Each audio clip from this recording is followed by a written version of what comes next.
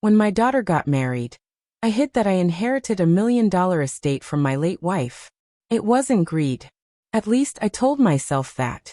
I just wanted her to marry for love, not for what I could give.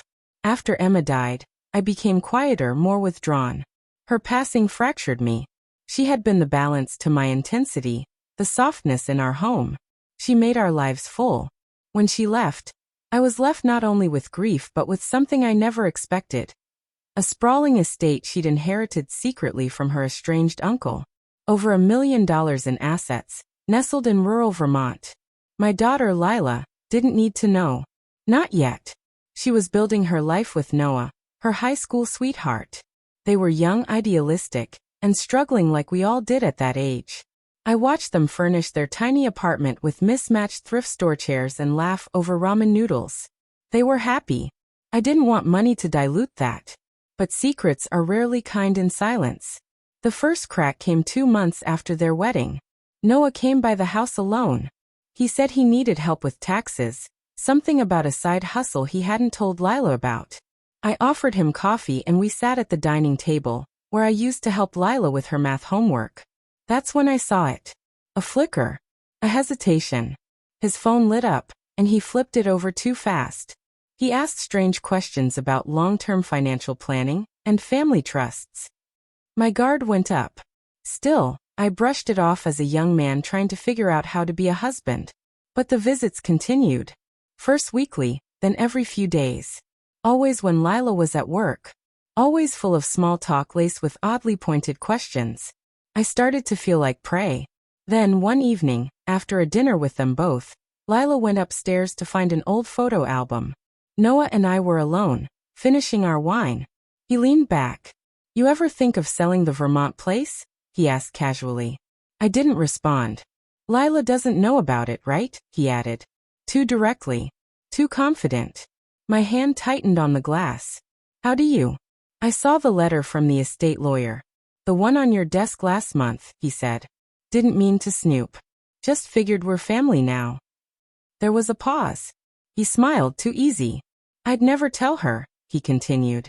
"But you know, that kind of money could really help us." I didn't answer. I couldn't. Because in that moment, something clicked. He hadn't married her for love. He had married her for legacy. In the weeks that followed, I watched them more closely.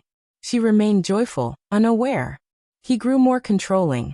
Offhand remarks about her clothes, her friends, the wastefulness of her dreams to start her own art studio. He called it realism.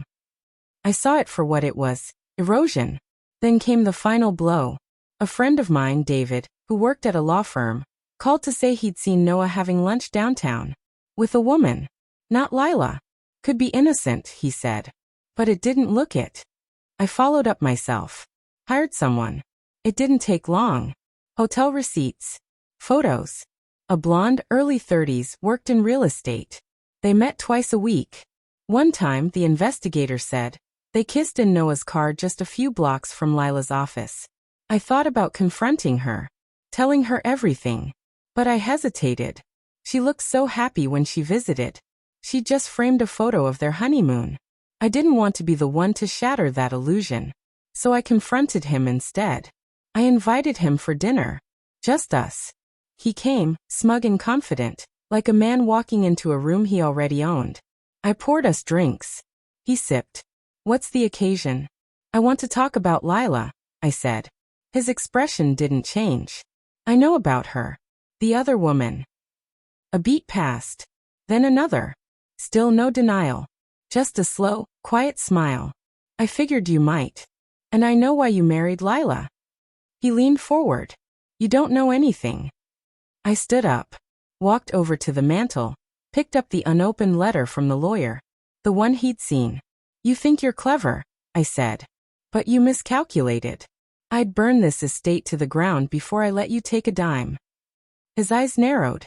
"She'll never believe you. She doesn't have to. I have proof. And if I show her, she'll leave you. Then where will you be?" He stood, glass trembling slightly in his hand. "You think she'll forgive you for hiding this from her? For not trusting her?" "I'm not the one sleeping around." We stood there, two men with nothing left to hide. I saw it then, not anger in his eyes but fear. He knew I could end it all. And he knew I would. He left without finishing his drink. I didn't say anything to Lila. Not that night. Not the next. I waited. I needed her to see it for herself.